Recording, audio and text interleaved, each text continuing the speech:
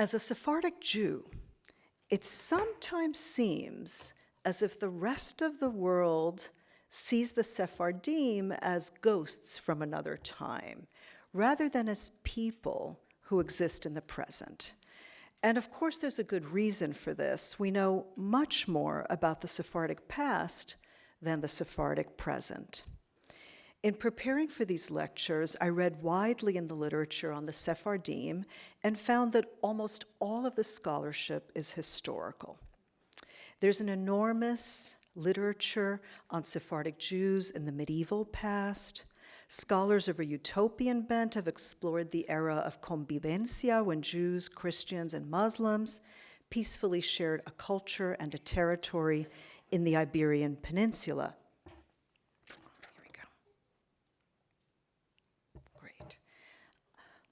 A great deal has also been written about the long, dark chapter that began with the pogrom of 1391 in Seville and set in motion a chain of anti-Jewish massacres and forced conversions to Catholicism.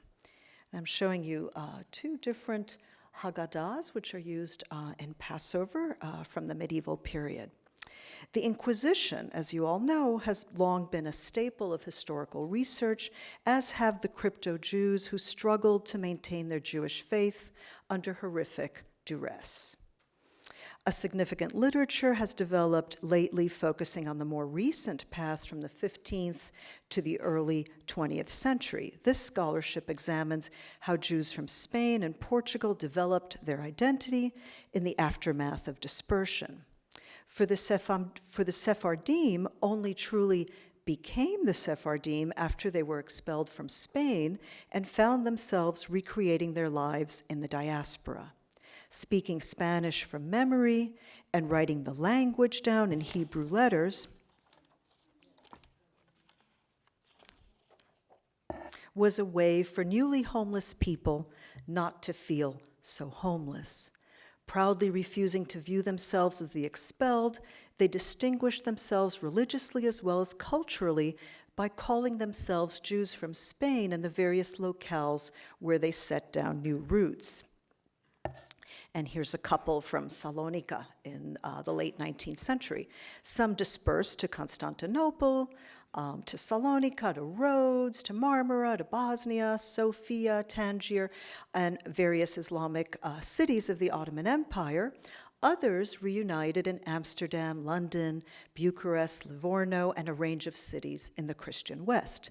The rise of the great Judeo-Spanish literary culture that was developed in these places is embraced by scholars and documented in detail, but the decline of Ladino into an endangered language usually only merits a sad nod in a closing paragraph.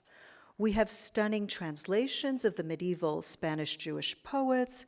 We have amassed numerous recordings of traditional songs in Ladino, and we have fine collections of Sephardic proverbs. We also have a growing archive of tales of the early 20th century Sephardic experience in the United States.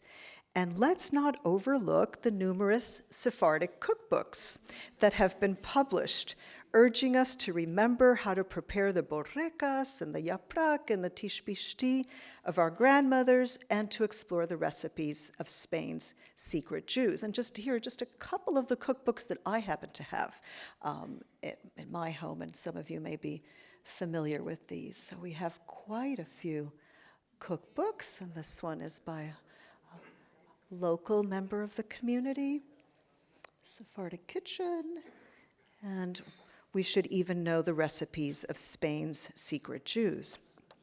Now, we know that in Seattle, the first two, if I got this correctly from the history books, the first two Sephardic Jews to arrive in 1902 were Salomon Calvo and Jacob Policar, wearing tzitzis under their shirts and carrying their prayer books, their tefillin, and one change of underwear.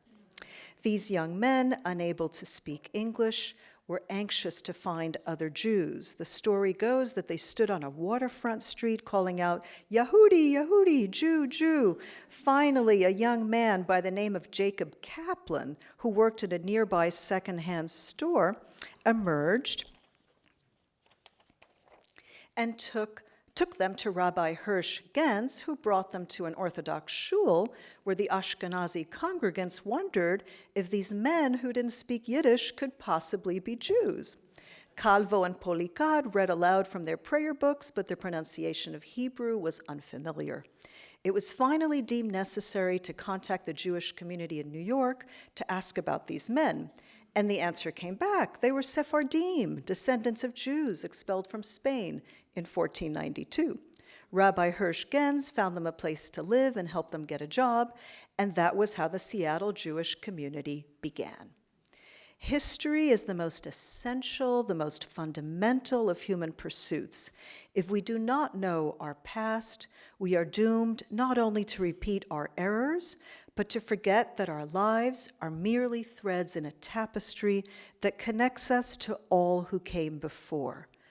But still, is it possible to be a people with too much history? Here I am playing with the title of Eric Wolf's classic book, Europe and the People Without History, required reading in anthropology when I was a student, which questioned the prevailing ideology that Europeans were the ones who had history, while the underdeveloped Third World lived in a timeless bubble until it came under the control and colonization of the West. Regarding the Sephardim in the US today, it often seems that all we have is history. We are deeply burdened by our history. We're also aware that without our history, we might not have an identity at all. We are a people with origin myths galore, but what anchors us to the present? Can we see ourselves beyond the association with medieval Spain, the tragedy of the expulsion, and our mournful ballads in Ladino, the language of our diaspora, melancholy? Are we doomed to always be bearers of memory? In addition to being cultural preservationists, can we also be cultural innovators? Is our future as bleak as many suggest? Rabbi Mark Angel, who hails from Seattle's Sephardic community and is Rabbi Emeritus of the historic Spanish and Portuguese synagogue in New York, commented, "If there is no reversal in the trends indicated by our data, no viable Sephardi communities may be left in the United States in 2 or 3 generations from now. Clearly, Sephardic buildings alone cannot ensure the survival, let alone growth, of Sephardi culture. The task before the Sephardi community today is to find a meaningful way for their traditions and values to survive." These pessimistic words were uttered 40 years ago. Since then, a lively Sephardic revival has been unfolding in a wide variety of settings and contexts. There is today a global fascination with the idea of Sephardic peoplehood. Many feel great curiosity about the Sephardic heritage and seek ways to reinvent it in the 21st century. The Sephardic Studies program here at the University of Washington is a hugely important part of this exciting revival, and in fact is also helping to bring it about in Seattle, as well as internationally, through its dynamic digital presence. Now I get to Devin. Professor Devin Nahr, who chairs the program, is collaborating with the Seattle Sephardim to gather books, letters, and memorabilia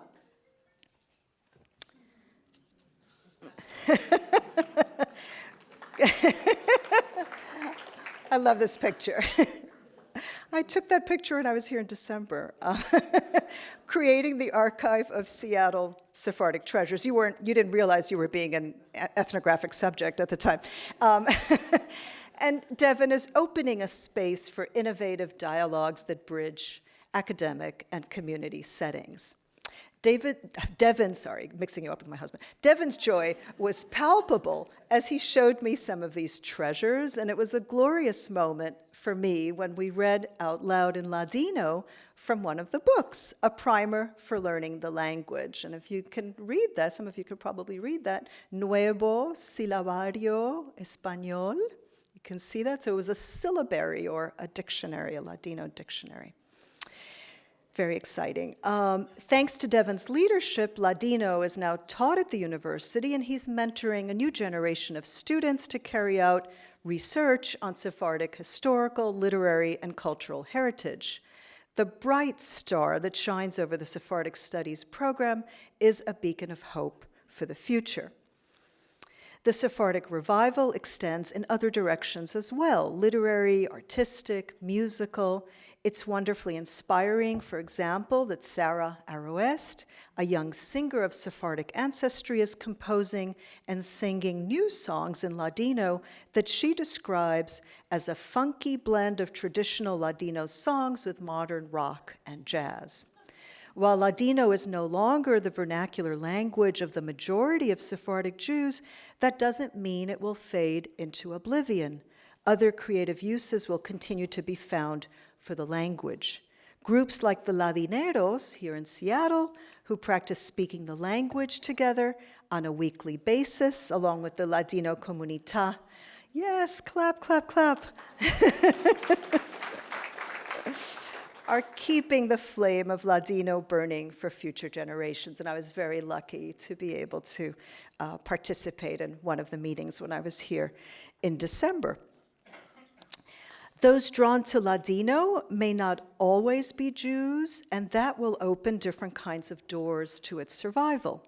An Italian graduate student whom I know, Davide Aliberti in Naples, went from an interest in the Spanish language and Jewish history to the study of Ladino and contemporary Sephardic identity, now the focus of his dissertation. Ladino has always been an inclusive language, rooted in Spanish, of course, but borrowing words and expressions, depending on the region, from Hebrew, Arabic, Portuguese, Turkish, Greek, Italian, French, Serbo-Croatian, and Bulgarian. As an inclusive language, Ladino should be a gift, not just to those who inherit it through their genealogy, but to all who want to safeguard it and see it remain alive. Oh, thank you. But there are more Sephardic Jews than ever who are passionate about their heritage. This phenomenon may be part of the global memory boom emerging from the consciousness of human rights in our era, which calls for people to seek historical justice by investigating their past. Roots-seeking journeys that involve a return to sites of communal suffering have become extremely popular. I myself participated in a collective ethnographic quest with other Sephardic Jews who share the last name Behar. And one of our big topics of conversation was how to pronounce our name. And so there were all the different pronunciations, Bihar, Behar, Behar, Bear, all these different pronunciations, and everybody had a different one. But we were all curious to know if we had roots in the town of Behar, a Spanish city nestled in the snow-capped mountains on the border between Spain and Portugal. 70 of us, here we met at the airport, responded to a call to participate in the first World Summit of Behars in September 2004. It's such an important, name that we gave ourselves. The excitement of being around so many people from Europe, the US, Canada, Latin America, and South Africa who shared the Behar surname raised many fascinating questions. And here's young Alberto Behar pointing to Behar. What did we want to find in the present-day Spain that we were certain had expelled our ancestors? Were we on a sentimental pilgrimage or on an angry political journey to demand our acres and mules? Andrew Behar from California, for example, was furious about the loss of Spain. Here's a group picture, and had a vivid, personalized image of the expulsion. He described it as men arriving with swords and horses and killing half of his ancestors and telling the surviving half to get out of the country. Looking out the window, he exclaimed, "I feel like my great-great-great-great-great-great-grandfather lived in that house right there. That house right there." The local government indeed treated us as if our return was a homecoming, but made sure to keep the tone celebratory, so it wouldn't become an occasion to confront any lingering Sephardic rage about the expulsion. The mayor took advantage of our visit to Behar to inaugurate their new Jewish museum named after its principal donor, David Melul, a Sephardic Jew from Barcelona who studied engineering in the town in his youth. The plaque ceremoniously mentioned our presence as Jews who descend from those forced into exile, here we have it in English, in 1492, who preserve in their surnames the toponym of the city with which they were reunited after an absence of 500 years. In the end, we didn't come away with definitive answers from our summit, but at least we were no longer strangers who shared a last name. All the Behars formed ties with each other, and in that way deepened our sense of kinship and community as Sephardic Jews, and many of us continue to be in touch with one another. There are Sephardic Jews who feel no need to look for roots in Spain. They have deeper ties to the places in Greece or Turkey that took them in after the expulsion. This is the case with Elsa Habif, who was born in Istanbul and was sent to Cuba in the 30s on an arranged marriage to wed Alberto Habif. After resettling in Miami in the 60s, she and Alberto opened up a jewelry shop and decided to sell evil eye charms from Turkey. Both spoke Turkish and had fond memories of their youth in Istanbul. And so they began to travel back and forth from Miami. With every sale, they handed out a card explaining in English and Spanish the legend of the good luck charm. According to an ancient Turkish belief, an envious look cast upon you can bring bad luck. We believe the eye looks out for us, protects us from the evil eye, and brings good luck. We hope it brings good luck to you as well. And I have a bunch of those eyes at the entrance, so if you didn't get one on the way in, please get one on the way out. So Elsa's business is an example of how Sephardic Jews incorporated beliefs from the Islamic world and made them their own. Though Alberto has since passed away, Elsa, now 83, continues on her own, selling good luck every day in downtown Miami. There has been concern expressed about the loss of Jews to intermarriage, but now many descendants of crypto-Jews throughout the Americas who left the faith centuries ago are publicly exploring their heritage and seeking a return to their Jewish identity. A number of crypto-Jews are doing serious genealogical work and finding their converso ancestors in Spanish documents in order to prove beyond a shadow of a doubt that they should be accepted back into the Jewish fold. Such is the story of Jeannie Milgram, born Catholic in Cuba. Over the course of several years, she did archival research in the town of Fermosella, near the border with Portugal, in the Spanish province of Zamora, and discovered 15 grandmothers in an unbroken maternal lineage that extends back to the early 1500s. She found her Jewish roots, made a pilgrimage to Israel to have those roots validated, and is today an Orthodox Jew in Miami and a leader in the field of crypto-Jewish studies.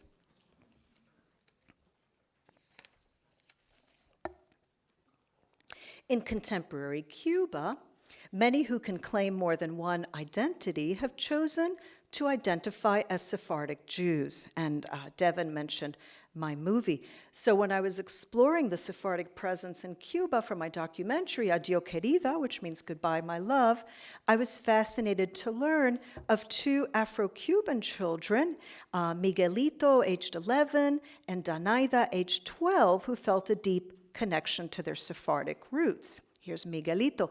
And I was really drawn to him because his family couldn't afford drums, and so he would drum on the very same plastic buckets that he used to fill up with water to take his bath, because they didn't have running water in their showers. And those same buckets then turned around and dry became his drums, and that's what he would practice on. And then Danaida, whose father is Sephardic, and he prepared her for her bat mitzvah. He was the leader of the Sephardic community at that time. So eventually, both these kids that I got to know in the course of making my film made aliyah to Israel with their families, and that's where they live today. Here's Miguelito today, living in Hadera in Israel, and Danaida, now married and a mother in Beersheba, and she fell in love with this young man, this young Dominican man, and also brought him to Israel. So they are all there and fluent in Hebrew and very happy with their new lives there. Now, in the course of making Adio Kerida, I also learned the poignant story of Ruth Behar, whose revolutionary father had rejected religion throughout his life. But when his father was on his deathbed, he asked his son to bury him in the Sephardic Jewish cemetery, which is on the outskirts of Havana. Alberto had never been to the cemetery, knew nothing of Jewish death rituals. Confronted at the cemetery with the need to say the Kaddish, the mourner's prayer, Alberto sadly admitted he didn't even know what a Kaddish was. One of the community leaders recited the words and asked Alberto to repeat after him, but Alberto refused. He wanted to know the meaning of the words he was saying. He was haunted for years afterwards at not having offered his father a proper goodbye. As the Jewish community began to revitalize in the 90s, Alberto studied Torah and learned to chant so well he was soon leading Shabbat services and preparing children for their bar and bat mitzvahs in Havana. Alberto was finally able to bring peace to his heart and recite the Kaddish for his father. Nowadays, he integrates Sephardic songs into his Shabbat services, and whenever I'm in Havana, he always sings Adio Kerida in my honor. So I hope these examples have helped to convince you that Sephardic Jews are not an endangered species, as some may think. On the contrary, in many ways, we are the most relevant Jews, the Jews who most resemble what our world looks like today in the age of globalization. We are multilingual, multicultural, fragmented, adept at maintaining multiple ties to a range of places, consumed by nostalgia and yet forever crossing borders. You probably all know the story of Fortuna Calvo, the first Sephardic girl born in Seattle. She stood on the shore of Lake Washington with her father when she was a little girl.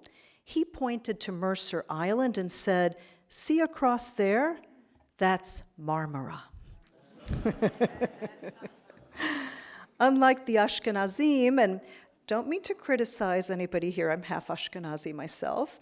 Unlike the Ashkenazim, who've divided themselves into contentious subcategories of religious observance, Orthodox, conservative, reform, secular, humanist, and many more, the Sephardim have paradoxically managed to be inclusive while maintaining diversity and fluidity in their identity. As Aaron Rodrigue and Sarah Abervaya-Stein note, the Sephardic cultural world was never insular, rigidly demarcated, or the product of inbred allegiances. On the contrary, its boundaries were porous and it bled into and was constantly infused by other Jewish and non-Jewish cultures and vice versa. In Seattle, it is well known that the Sephardim from Rhodes, hopefully I'm correct about this, and the Sephardim from Turkey don't always see things eye to eye, as each group tries to maintain its remembered traditions. But there is, in the end, and you'll tell me if I'm wrong, an abiding sense of oneness as a people that is rooted in an ideal of a lost Spain. And whether you are an atheist or devout, there is equal joy among Sephardim, I think, in chanting in the synagogue. And I've put it here. This is our Ein Keloheinu. Anybody want to sing with me? Ay, ¿quién como nuestro Dios? ¿Quién como nuestro Señor? ¿Quién como nuestro Rey? ¿Quién como nuestro Salvador? So this is our Ein Kelohenu. What seems universal to our tribe is that each individual who chooses to claim a Sephardic identity must learn to carry the weight of Sephardic history. Some do so heavily, some do so lightly, but carrying that history is the responsibility of each and every Sephardic Jew while still trying to be fully alive in the present.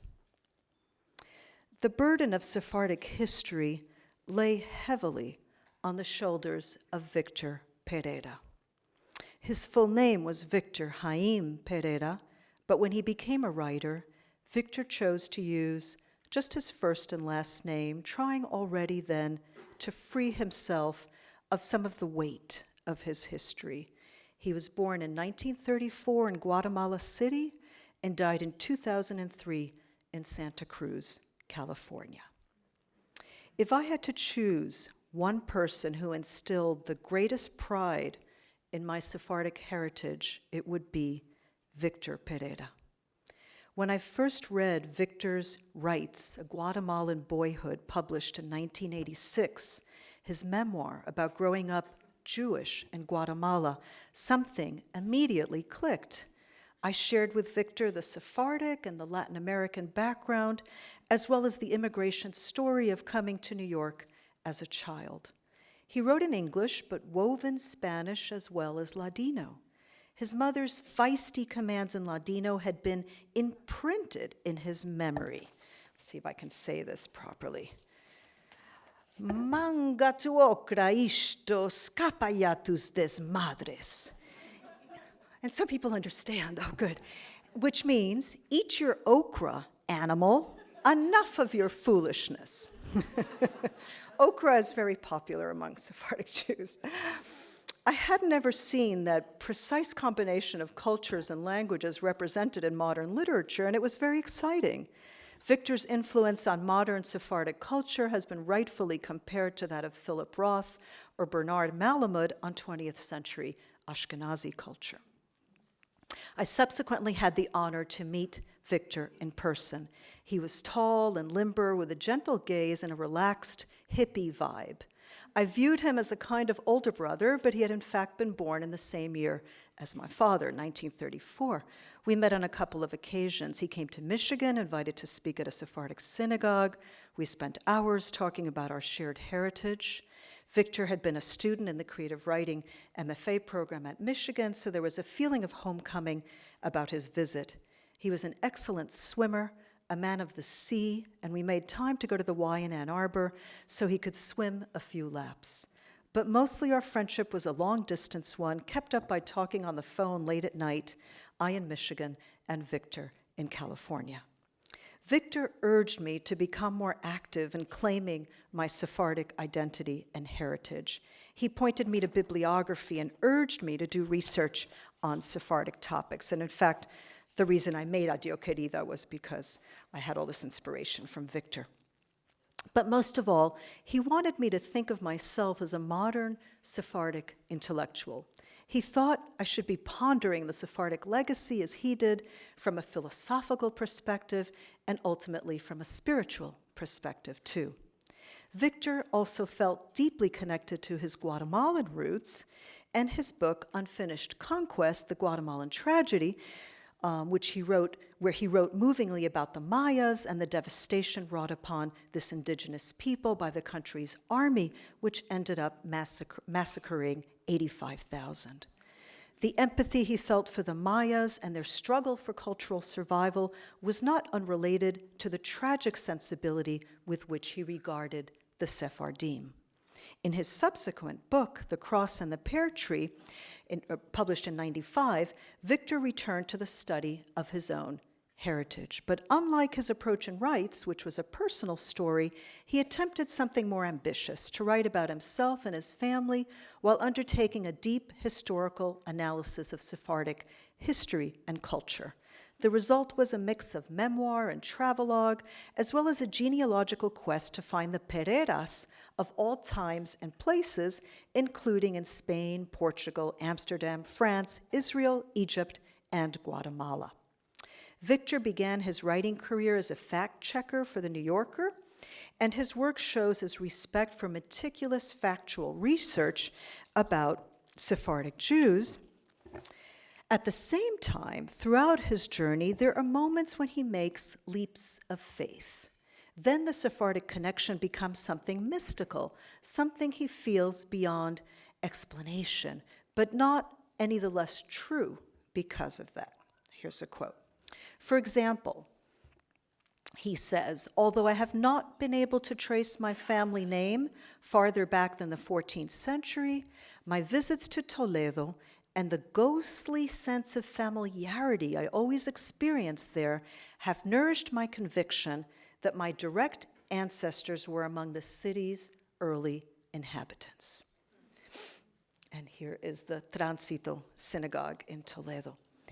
Not only does Victor feel a connection to a wide range of Sephardic places, he discovers a strong kinship with all the Jewish, Christian, and crypto-Jewish Pereras and Pereiras that he unearths through his historical and investigative research. Many who shared his surname came before the Inquisition, accused of being Judaizers, which carried the heaviest penalties of torture and burning at the stake. In a chapter on Portugal, he looks at the case of 15-year-old Ana Perera, who was detained in 1684 for practicing Jewish rites in her home. Victor vividly conjures Ana. I picture this adolescent girl dressed in white from head to foot, her brown or black eyes wide with terror as she is led to the Casa Santa, as the torture cell was called. How many turns of the cord before she names her father's brother as one who kept the Sabbath? How many more before she confesses that her own sister refused to eat pork? Would there have been glee in the heart of the inquisitor after Anna named her 15 relations and rejoicing at the harvest of new souls to be set on the path to redemption? There is no avoiding the conclusion that the soul was snuffed out of the living body of Ana Perera. That's all quoting from Victor Perera. Again and again, Victor sees in these fellow Pereras and Pereiras the shared pain of Sephardic history and the impossibility of being released from its weight. When he writes about his immediate family, here he is as a young man with his parents and sister, Victor likewise finds sorrow at the crux of their story. His family's origins were in Salonika, known as the Jerusalem of the Balkans. After the fall of the Ottoman Empire, 30,000 Sephardic Jews emigrated to Palestine, his family among them settling in Jerusalem. It was in Jerusalem that his great-grandfather, a rabbi, warned his sons and grandsons never to leave the Holy Land without his consent from now to eternity. But his father turned his back and left for Guatemala, looking for opportunity and the farthest distance from the old world. Victor describes himself as sired by my father in the land of idolatry. Later, after his brilliant sister, Becky, descends into madness following the breakup of a romance with a fellow Sephardic Jew, Victor becomes convinced that the family is haunted by his great-grandfather's curse. Describing how in Salonika, quote, the art of preparing amulets against the evil eye was a highly prized gift from God, Victor remarks, I had come to believe in the malocchio. I had imbibed with my mother's milk. One more indication of our unlucky star. I came to see Becky's schizophrenia as a metaphor for the fracturing of our family by a dark legacy of ancestral sins. Victor makes the decision to be the last of the Pereiras. Quote, my father's legacy weighed so heavily on my shoulders, I made a decision in my 20s not to father children for fear they would inherit the family curse my sister and I have had to grapple with. Writing the book, Victor said later, helped to lift the curse from his shoulders. He then moved on to a project he'd been dreaming of, to swim with the whales, spend time communing with them. Judy Frankel, a singer of Sephardic songs who knew Victor, remarked he was absolutely positive that whales know about humans and want to be close to us. Here's Victor. He planned to tell that story in a book titled Of Whales and Men. But sadly, the book was begun, but never finished. In 1998, after swimming at Tilden Park's Lake Anza in Berkeley, Victor suffered a stroke. Though he regained the ability to speak, he didn't fully recover his mental capacities. He could no longer write. He spent the last years of his life shuffling between rehab centers in the Berkeley, Santa Cruz area with funding provided by his vast network of friends. When I went to visit him, Victor seemed to recognize me. He greeted me affectionately. He then went back to squeezing a therapy ball, one hand at a time, saying he needed to keep doing that so he could regain the strength to write again. I took him out to a cafe, and while there he begged me not to bring him back to the rehab center, to help him escape to San Francisco. Once he got to San Francisco, he said he would figure out what to do. It was wrenching beyond words. I took him back to the rehab center, and by then, he'd possibly forgotten his request because he waved goodbye without bitterness. Victor, the Sephardic Odysseus, knew he had lost his freedom. 5 years later, in 2003, he passed away. Afterward, I couldn't help wondering if the evil eye was responsible for the sad ending to his story. Maybe his great-grandfather's curse had reached so deeply into the fibers of his destiny that he had been punished for daring to give up his commitment to the Sefardim to go swim with the whales.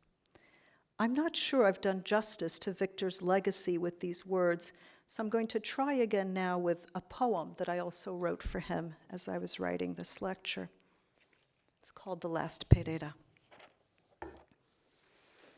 I still remember our phone conversations late at night, the desk lamp casting a halo in the darkness of my shuttered house, my husband and my little boy sleeping peacefully down the hall, you in California and I in Michigan talking about our shared heritage. Ruth, you must claim your Sephardic identity, you'd say. Ours is a history like no other. Promise me you will take it more seriously. And I, not to offend, always replied, of course I will, Victor, I will. But then we'd hang up and I wouldn't do much of anything you could consider Sephardic, except listen to all the sad lullabies and love songs that no one had ever sung to me. Maybe now we can have the music.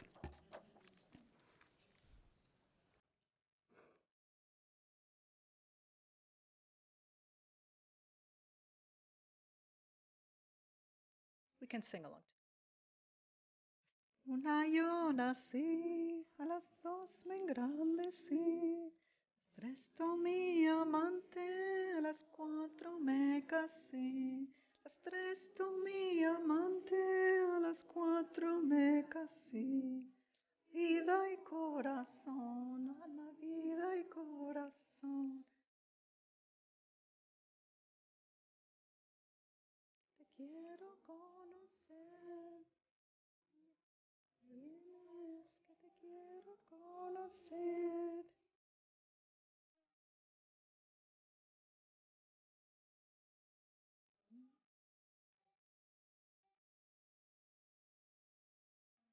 Alma, vida y corazón, alma, vida y corazón. Ay, all these songs I just want to lie down or something. I hear this music. Or cry. Poem goes on. Did I disappoint you, dear Victor? For you, being Sephardic was chiseled into your bones. When you went to Toledo, the streets felt familiar. You knew without a shadow of a doubt that your ancestors had been there. And in Salonika, you ran into your ghost, sent to Auschwitz, and you were absolutely certain. You saw with your own eyes how our largest, I'm on the right page. Oh, right, sorry. How our largest Sephardic community was devoured and then forgotten in the history books of the Holocaust. And that time, you came to Michigan, invited to speak at a Sephardic synagogue. You asked me to drive you there, I who fear all the highways of the world. I was in a panic, hardly breathing, until finally we arrived. We awaited great fanfare in your honor and discovered that only 3 old men had come to hear you. But this didn't sadden you, dear Victor, for they spoke our beautiful, dying language, our Ladino. When we said goodbye many hours later, we felt we were among the chosen. Being Sephardic, for you, dear Victor, was your most sacred badge of honor. But being Sephardic was also a curse that drove your sister to madness. You imbibed the evil eye in your mother's milk, you said, and you believed it, and so you would have no children. You would be the last of the Pereras. Just when I was starting to take the whole Sephardic thing seriously, you were embarking on a different journey, swimming with the whales. In the ocean depths, you found a world that wasn't cursed, that wasn't spooked. History no longer weighed you down, and evil eyes couldn't find you. Or maybe they could. While swimming, you had a stroke. You recovered, but it wasn't you anymore. Your soul remained intact, sweet, kind, loving, but your mind had departed. A proud Sephardi of all times and places, you took your leave early. The day the angel of death arrived, you smiled. Now take me home to Sefarad. So if Victor Perera represents the tragic face of Sephardic identity, I feel, among the Sephardic Jews in Seattle, a sense of lightness and ease about their heritage. I'm going to dare to say that this lightness comes from a sense that you have found a true home in this rainy port city that sits on the isthmus between Puget Sound and Lake Washington. I've been told that Sephardic Jews in Seattle are all born here and raised here, and they never leave. When I came to Seattle in December, I had the opportunity to meet several individuals in the Sephardic community. I had no agenda except to learn what it meant to be Sephardic in Seattle. I hoped the people I met would create the agenda for me, and they did. David Behar, I think he says Behar, David Behar, one of the 3 co-presidents of the congregation Ezra Bezrath, gave me a tour of the synagogue. There's always an immediate bond when you meet another Behar or Behar, and David chose to break the ice by telling me a funny story. Years ago, he was going to attend a trade convention in Las Vegas on Memorial Day weekend, and when his assistant called to make the reservations, she gave his name and they said he was signed up as a member, so he got the member rate. He didn't think a whole lot about it, even though he couldn't remember having ever signed up as a member. Next year, the same thing happened. His assistant said, "Good news, you got the member rate again." As he suspected, it was another David Behar from Miami. And so he called him because he was curious, and it turned out that he too was in the real estate business. They had a nice chat, and the other David Behar told him, "Hey, glad you were able to go on my membership. Be my guest." It was a great story about the connectedness among Sephardim with our biblical first names passed on from generation to generation, and our repertoire of ever-repeating last names linking us to a shared history of exile and diaspora. And that both David Behars in Seattle and Miami worked in real estate seemed more than symbolic. Descendants of those who had lost more than one home in more than one country, now their occupation was to find homes for others. The connection of the Ezra Bezrath Synagogue in Rhodes was apparent from the very first plaque I saw, which is dedicated to Jews from Rhodes who perished at the hands of the Nazis. David told me his family was almost all from Rhodes. As we moved into a room off the main hall, I was drawn to another memorial plaque dedicated to the memory of Reverend David J. Behar. I stood for a while gazing at the photograph of the kindly-looking man wrapped in his talit. Then David told me it was his grandfather. He had been hired as a Hazan, but had become a community leader as well. In the classical Sephardic way, David had been named after him, and there was something beautiful about the way his grandfather's memory had flowed on to him. But interestingly, his grandfather was not from Rhodes. He was from Beirut and spoke Arabic and would always get excited if somebody came to Seattle who spoke Arabic. He had learned the style of prayer and chanting from Rhodes, learned it well, almost like a native. The congregation did not want to let him go.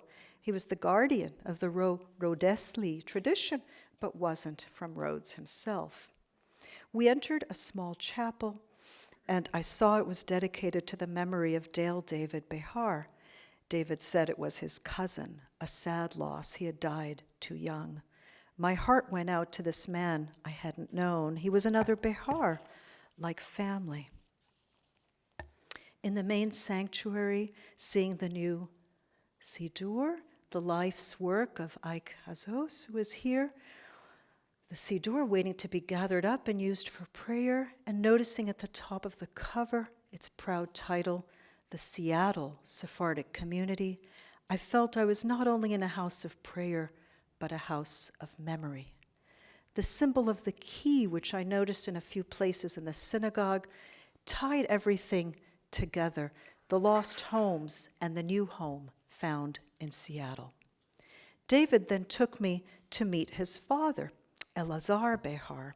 In addition to wanting me to meet him, David wanted me to see the ancient Megillah, the scroll of the story of Esther, preserved in his house.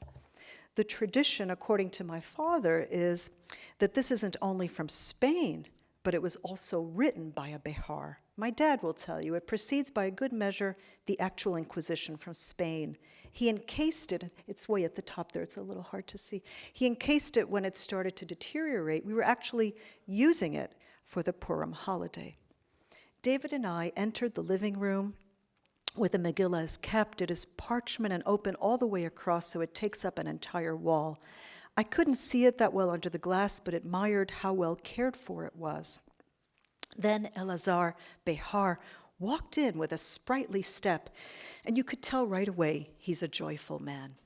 He asked me to sit down and told me that he thought the Megillah dated from the 12th century. It's been passed on through the male lineage, always to a Behar, he said. David would be the next to inherit it because he's the eldest. He would have liked to have kept using it, but he knew it was important to preserve it.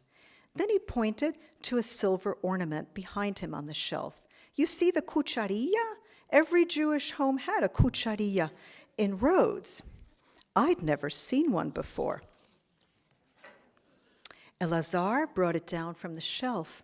It was a round silver stand with silver spoons and silver forks hanging from it in a circle. I'm sure very familiar to many of you here. It's a cucharilla, solid silver. You used it when people would come over to give them a dulce. David explained, you served a dulce, something sweet like rose jam, and you'd pass it from person to person.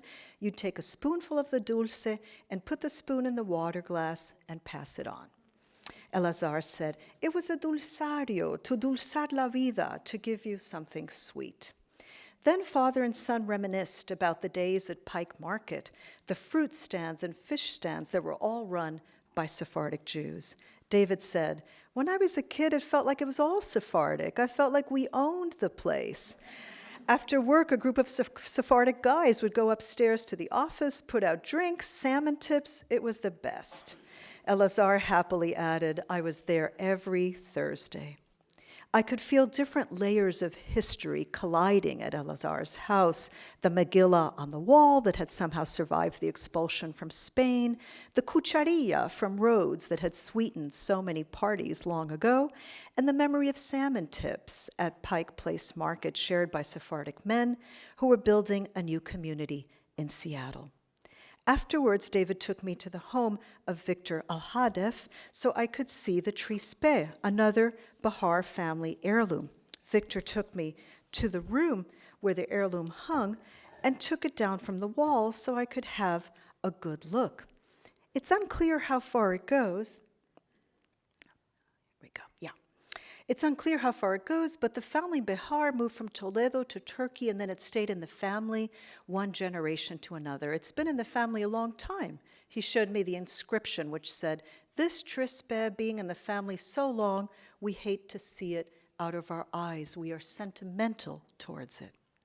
I asked how the trispe was used, and Victor explained, "They're worry beads. It's a Turkish custom, but Sephardic Jews took them over as well." And he went on to say, Jews and Muslims did live amicably in Turkey and in Rhodes, and when the Nazis got to the island of Rhodes, the synagogue in Rhodes had a Sefer Torah from Spain that was 500 years old at the time.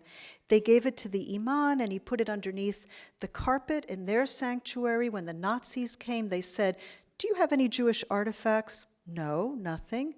Most Jews didn't come back, but a few did, and the imam said, "Excuse me, I have something that belongs to you." It was one of the oldest Torahs around. While David, Elazar, and Victor wanted me to see tangible evidence of their Sephardic heritage, when I met at a cafe with Tamar Ben-Zikri Stern, an alum of the Stroum Center for Jewish Studies, she turned the conversation over to the intangibles of our heritage. Like me, Tamar is a daughter of an Ashkenazi mother and a Sephardic father. She felt while growing up that there were characteristics assigned to each of the cultures. On her mother's side, she experienced a sense of Germanic perfectionism, of keeping distances, keeping certain things private. On her father's Sephardic Moroccan side, she experienced, as she put it, big open arms. Come as you are, there's not very much boundary between public and private. She felt that she accessed Sephardic culture through flavors and spice combinations, certain tunes, certain accents on certain words, a cultural feeling that comes together through different sensory experiences. When you feel it in your body, it makes it real, she said. And so she mentioned, as an example, making Haim, a Sephardic version of cholent, a slow-cooked stew for Shabbat, and how she hoped her young daughter would come to know her identity through taste, the taste of Sefarad. I knew exactly what Tamar meant about the taste of Sefarad. When I arrived in Seattle this past December, Lily, I don't know if you're here. Lily, great. Hope you don't mind being part of the story. Lily de Haim had baked bizcochos, and she gave me a few in a baggie tucked inside a brown paper bag with my name on it. Here's one, an enlarged bizcocho. This is the bizcocho of my dreams. And I had savored those bizcochos, eaten them slowly in my hotel room each day, adored their shape and the sesame seeds hardened into the dough. They had brought back memories of my abuela, my Sephardic grandmother, when I would visit her as a girl in Canarsie and how she'd call my name Rutica. I couldn't bear to finish the bizcochos, but of course I did. And I took a picture of them because I loved, I don't know if you can see that. I don't know if you can see that so well, but I loved the wrapping the bizcochos had come in as much as I'd loved the bizcochos themselves. And I have to add as well, here in Seattle, I'm fortunate to have Sarah and David Shamus. Are they here? They were here Monday. Yeah.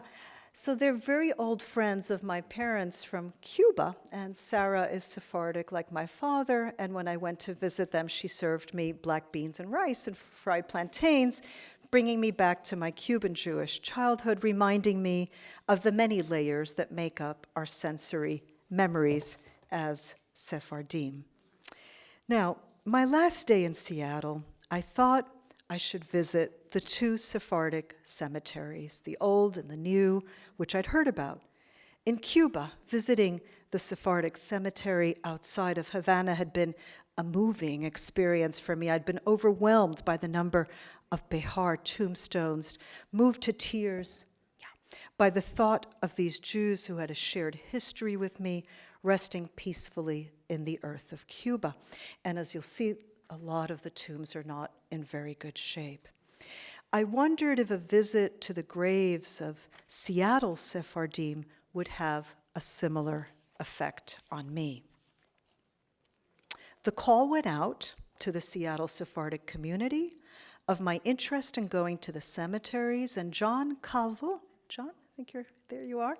I hope you won't mind how I've represented you. John Calvo kindly agreed to take me.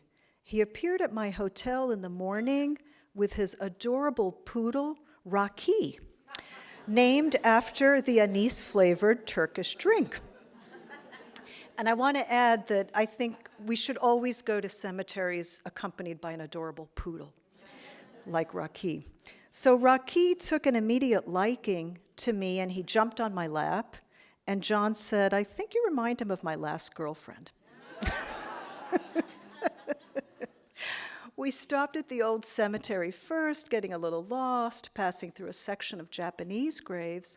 Then we made our way to the newer cemetery. As we drove, I asked John if he spoke Ladino, and he said he didn't. His grandparents did all the time. His parents spoke some, they spoke less, but when they'd speak it, they'd end up going to the bedroom and locking the door. It was hanky-panky time, John said. We both laughed. I love the idea of Ladino as the language of romance. When we pulled up to the newer cemetery, Raki wanted to come along, but John said, "Raki, you gotta stay." We walked in, we passed by the Geniza where the old sacred books are buried, and entered the cemetery proper. They wanted to make this like a park, John said. I think it's very pretty. On the far end are a few people who committed suicide, so they put them on the side, on the border. They're on the outside forever. John stopped to take a picture, and then we walked to another row, and he said, "Here's my dad." I thought it was a beautiful tombstone with an anchor and two fish engraved on the bottom, because his father liked to fish, he liked the sea. It was a tombstone I could have imagined in Cuba, but I'd only ever seen it in Seattle. It had a lightness to it, a pureness of heart I also thought was very Seattle. John told me, my dad was a great guy, just a great guy.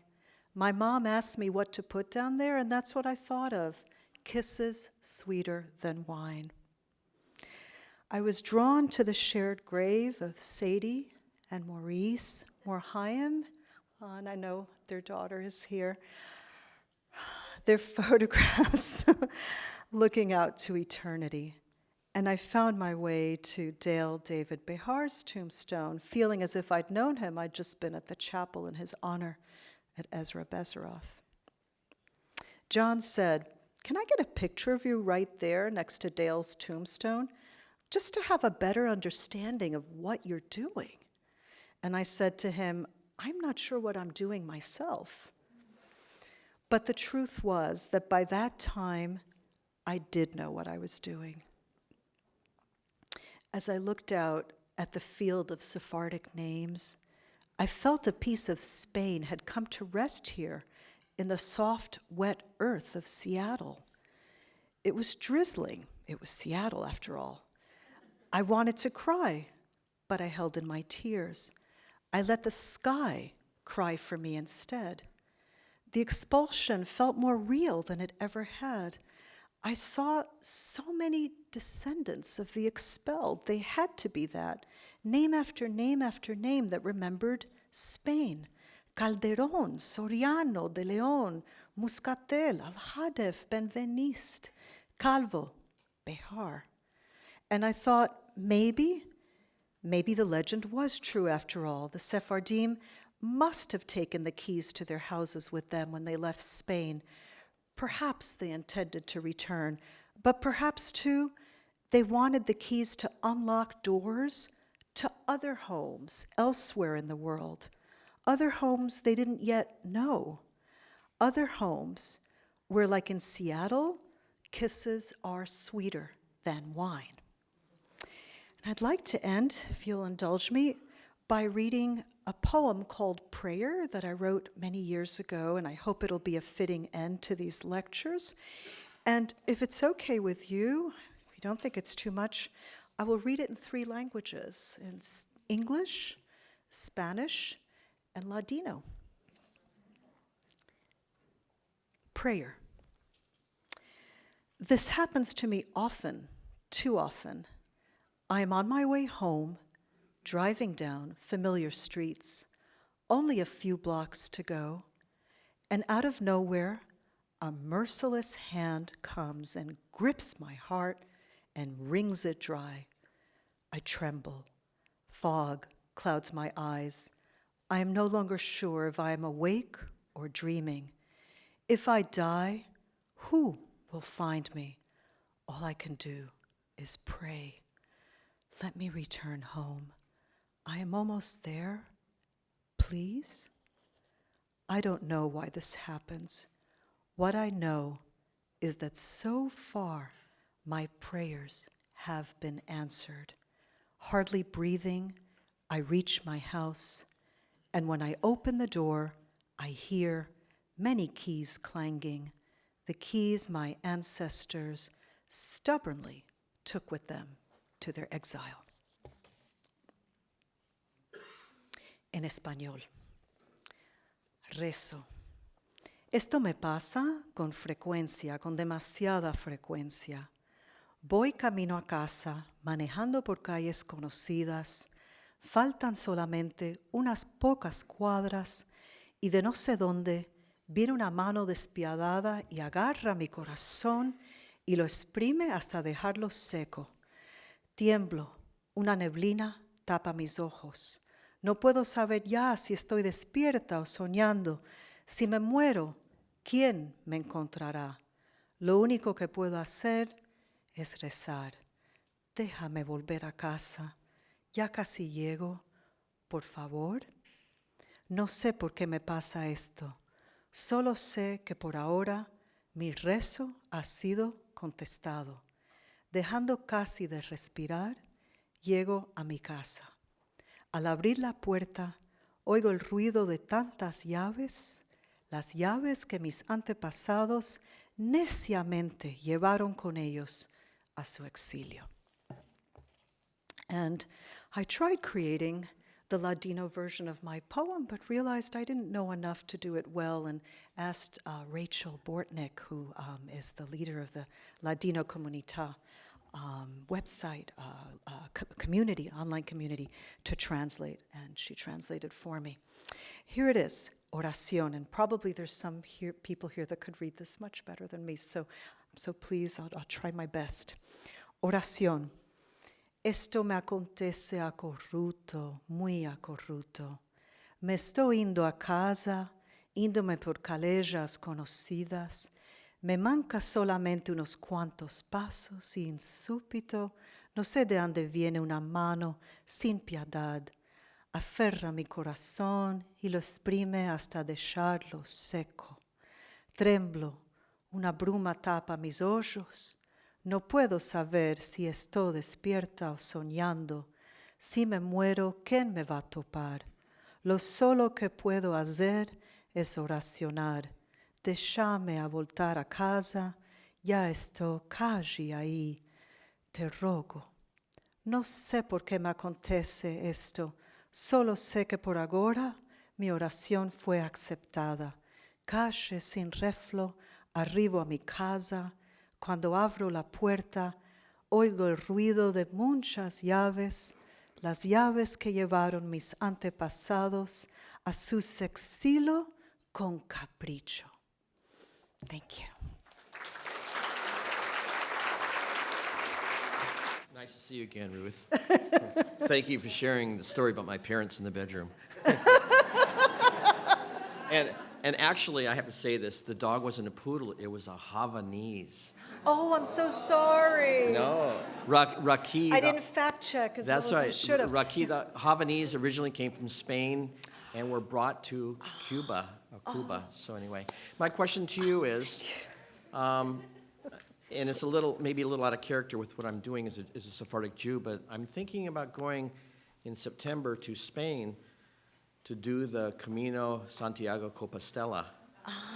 But I'm thinking, should a good Sephardic Jew do that? Should I wear my yarmulke? How far do I go? Do you have any ideas? Thank you. Thank you. Well, I'm going to take this opportunity to thank you again for taking me to the cemeteries and being just such a gracious host that day. Really, really grateful to you and hope that the way I represented you was fair, but also I was lighthearted. I was trying to make a counterpoint with Victor Perera. And no, I think that's a fabulous idea. I think you should do the Camino de Santiago. I've always wanted to do it as well, and I've heard from people who have done that trip that it really is an extraordinary trip. I have been to Santiago de Compostela and been there. When you get to the church, there's a place where everybody has placed their hands there, and so you can kind of feel the presence of so many people that have been there, their energy there. So I would say yes, definitely do that, and then maybe if you have some time also, do the Camino de Sefarad, maybe do both Caminos. If you have the time, do the Camino de Santiago and do at least one of the Caminos de Sefarad. Maybe go to one of the less traveled places up north. Zamora is now becoming part of this Camino. And interestingly, a very dear friend of mine who I know from Cuba, a scholar named Jesus Hambrina, I actually met him back in Cuba in the 90s, and then he eventually came to the United States and got a PhD here, and he teaches literature in Wisconsin. And anyway, he became very interested. He's not Jewish. He became very interested in Sephardic culture after helping me translate Adio Kerida, because we have a Spanish and an English version of the movie, and he helped me with all the subtitles. And as a result of that, he got interested in Sephardic history, and he has been instrumental in helping people in the city of Zamora to find many of their Jewish roots and creating plaques and adding Zamora to the Camino de Sefarad. So that might be a very interesting thing to do. It would be a very anthropological thing to do both Caminos if you can, or at least a piece of that Camino de Sefarad, and maybe, if you're up in Zamora, it won't be all that far from Santiago de Compostela. I'm about to say Santiago de Cuba, because there's a town in Cuba called Santiago de Cuba, but Santiago de Compostela. So maybe to do both would be just a nice balance. Thank you. Thank you again. Thank you.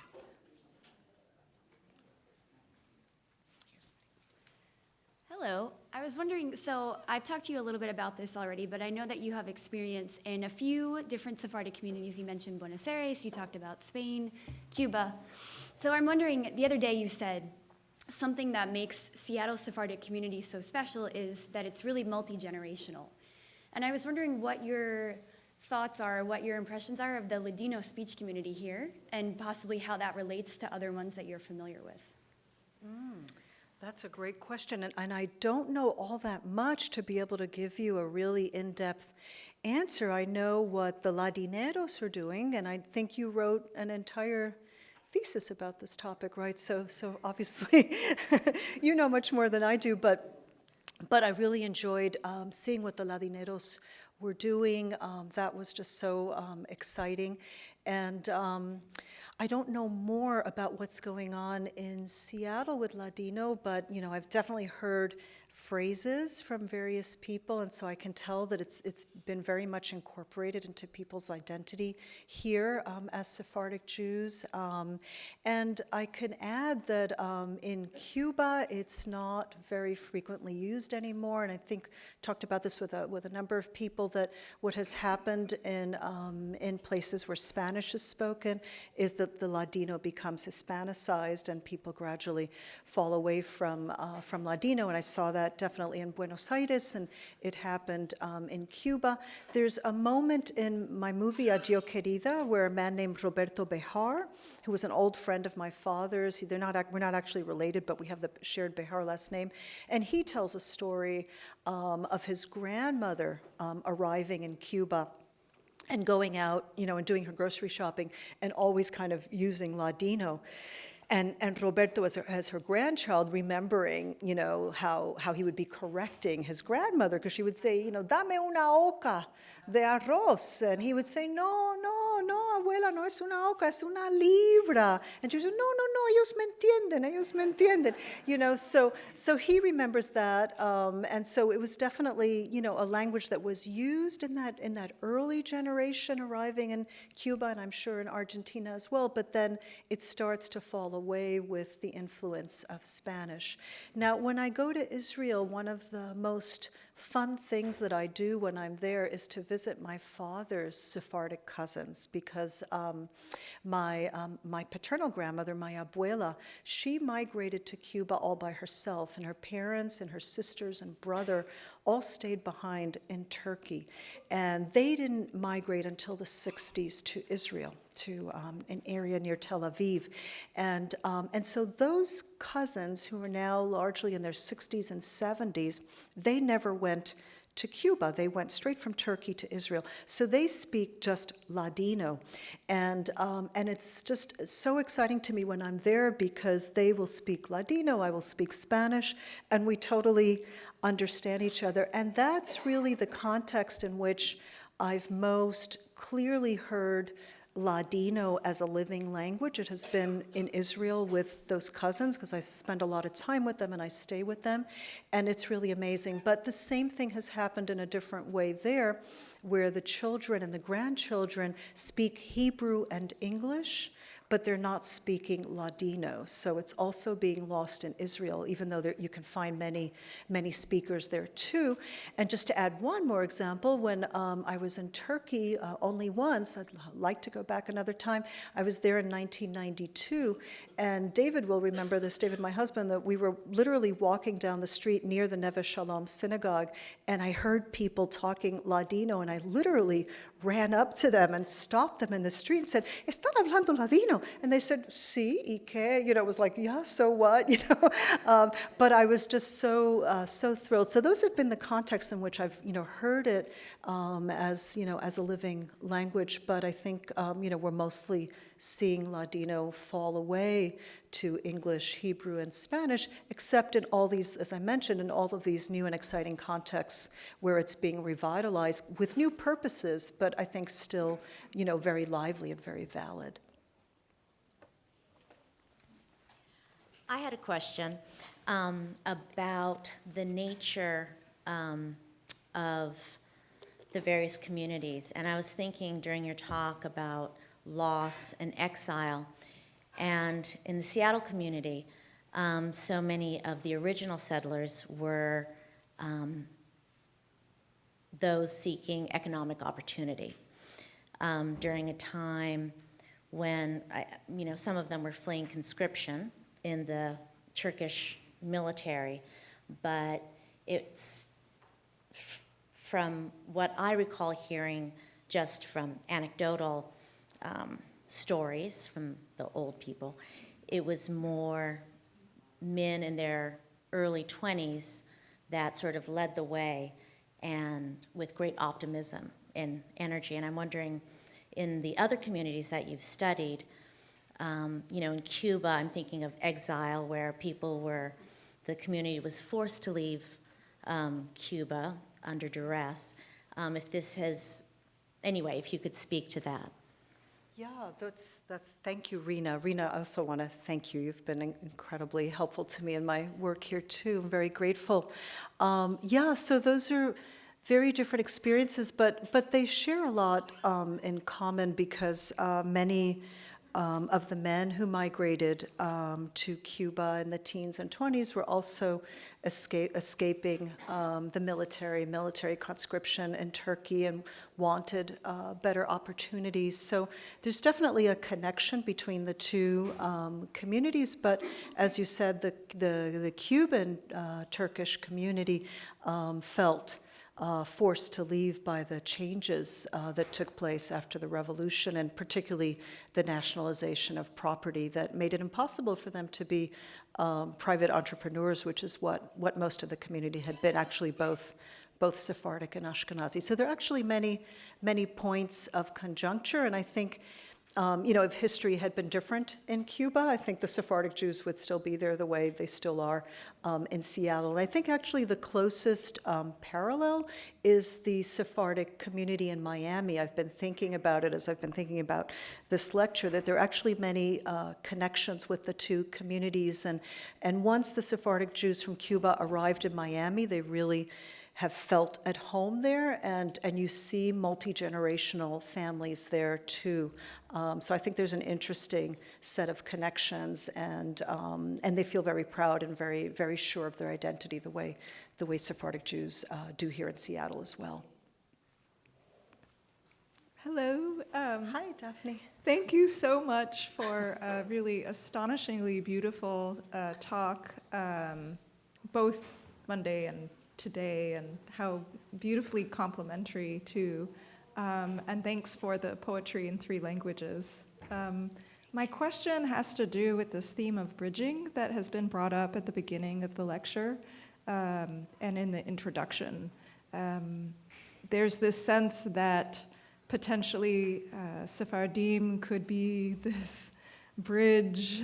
I'm wondering if you could say a few more words about that and about what that would mean substantively, because in my field sometimes diversity gets taken up for many different purposes. And so maybe a few words on what would meaningful bridging look like, or anything else you want to say on the theme of bridging. And thank you so much for your visit. Thank you, Daphne. Yeah. Well, that's a good question. Well, I've thought about it in many different ways. Being a scholar who is in anthropology, and anthropology in itself is a discipline that tries to bridge people across cultures, right? I mean, our purpose is to go to other places and learn about other people and bring back those stories. So kind of anthropology in itself has kind of a fundamental faith in the possibility of bridges between people of different backgrounds, nationalities, cultures, etc. But also, for me, this is a very, very important issue, because I also view myself as a scholar in Latin American studies and Jewish studies and in Latina studies, and we have a very active Latino studies program at Michigan, and it's one of the identities that is very, very strong for me. I think of myself as a Jewish Latina, growing up with an immigrant family, speaking Spanish, growing up in New York, etc. And so for me, one of the ways in which I see the possibility of these relationships, and it's kind of already happening, and where I felt it so strongly, I mentioned this young graduate student that I know in Italy, Davide Aliberti, and he comes out of a Spanish department at the University of Naples, and he started thinking about deepening his understanding of the Spanish language and Spanish history, and he came to Ladino, he came to Judeo-Espanol, and I thought that was so amazing, and it made me think that in Spanish departments, maybe this is already happening here, in Spanish departments there should be courses in Ladino and Judeo-Espanol and Sephardic history, and I think in Latino studies, and whenever I teach courses related to Latino studies, I always bring in the Jewish angle, and we're seeing this now with all the research that's being done by crypto-Jews like Jeannie Milgram, who was brought up Catholic. I mean, her family was furious when she did all this research and discovered that they were actually, Jewish 500 years ago. Her family was very, very furious. They're very, very Catholic. But she discovered this Jewish root, and she really wanted to come back to it. And so, so many Latinos have Jewish background. And I talked to lots of my Latina friends about this, including many Mexican-American friends. Among them, you've probably all heard of the writer Sandra Cisneros. And Sandra Cisneros, had her 23andMe, genetic test done, and she found that she had Spanish roots as well in her genealogy. So many Latinos are now very, very interested in this whole question of their Jewish roots. And as you know, there's been a real upsurge of interest in New Mexico and Arizona and so on in finding this past. And so I can definitely see, like on the curriculum level, that there could be courses that would really talk about this intersection of cultures, and also, of course, the way Jewish and Muslim cultures came together during the era of convivencia, and I mentioned this a little bit in the Monday lecture. So I think more courses that could be comparative and kind of intercultural in that way, and really help students to see the interconnectedness, right, of all these of all these different cultures. So I think there's a lot to be done, and as I said more in the first lecture, that Sephardic studies in many ways really lends itself to kind of this kind of fluidity, in a sense, to understanding the fluidity of identity, which is something that we talk so much about these days, in our university classes, that identity isn't fixed. It's not, you're not this or that. In fact, it's very fluid and it changes over time, which is not to say that there aren't, in a certain way, some essences as well to identity, but it's also fluid and moves from place to place. And one of the fascinating things about our time is how identity travels. And we have these kind of, portable cultures, in a sense, that move from place to place, and layers and layers of identity get placed one on top of another. So I don't know if that kind of begins to answer your question. Thank you.